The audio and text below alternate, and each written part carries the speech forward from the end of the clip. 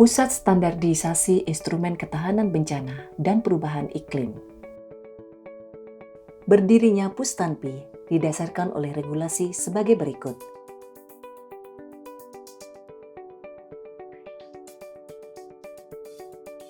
Sesuai Permen LHK nomor 15 tahun 2021, Pustanpi memiliki tugas sebagai berikut.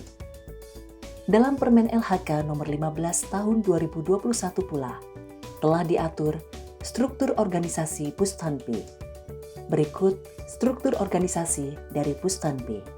Beberapa quotes Pustanpi yang disampaikan oleh Menteri LHK, Ibu Dr. Insinyur Siti Nurbaya Bakar, MSc, Kepala Badan Standarisasi Instrumen LHK, Bapak Insinyur Ari Sudianto, MSE, Kepala Pusat Standarisasi Instrumen Ketahanan Bencana dan Perubahan Iklim, Ibu Dr. Insinyur Krisvianti L. Ginuga, MSc.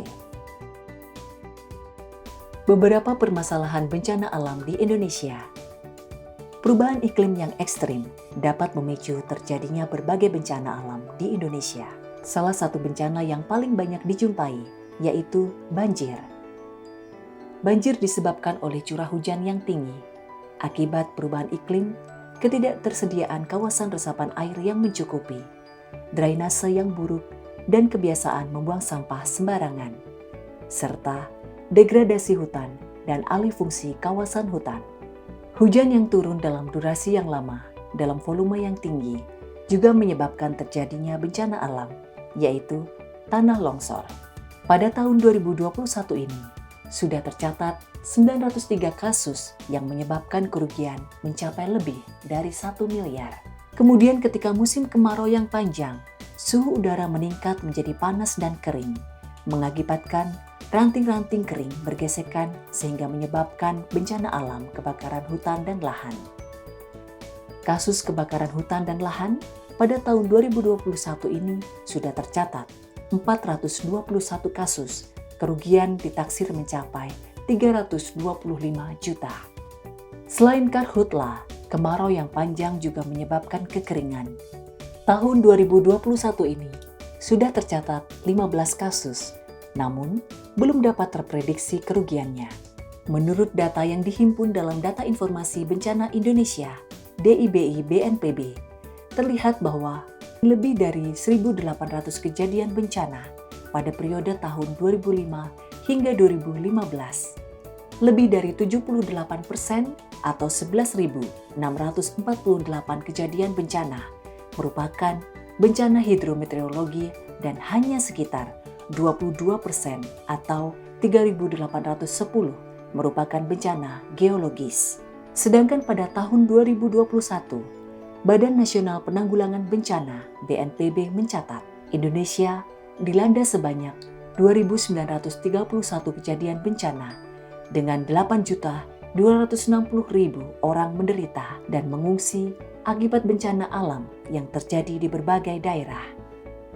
Untuk mengurangi bencana-bencana tersebut, Pustanpi melaksanakan perumusan dan pengembangan standar instrumen ketahanan bencana dan perubahan iklim dalam rangka mendukung penyerapan karbon yang bersih atau carbon net sink untuk tercapainya target Nationally Determined Contribution.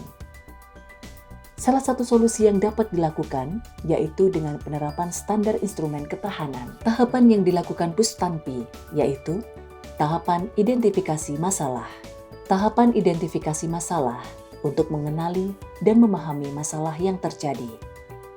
Kemudian, tahapan perencanaan. Tahapan perencanaan untuk membuat dan merancang suatu standar instrumen ketahanan yang sesuai dari hasil perencanaan. Kemudian, dilakukan penetapan standar instrumen ketahanan. Standar dan instrumen ketahanan bencana dan perubahan iklim yang telah ditetapkan, kemudian disebarluaskan ke stakeholders untuk diimplementasikan.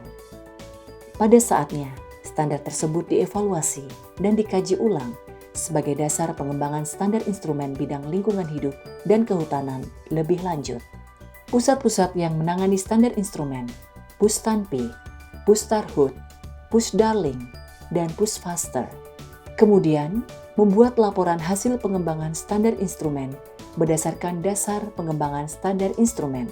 Hasil dari standar instrumen ketahanan kemudian dapat diakses oleh publik sebagai acuan dalam pengelolaan dan pengendalian untuk meningkatkan ketahanan bencana dan perubahan iklim melalui website.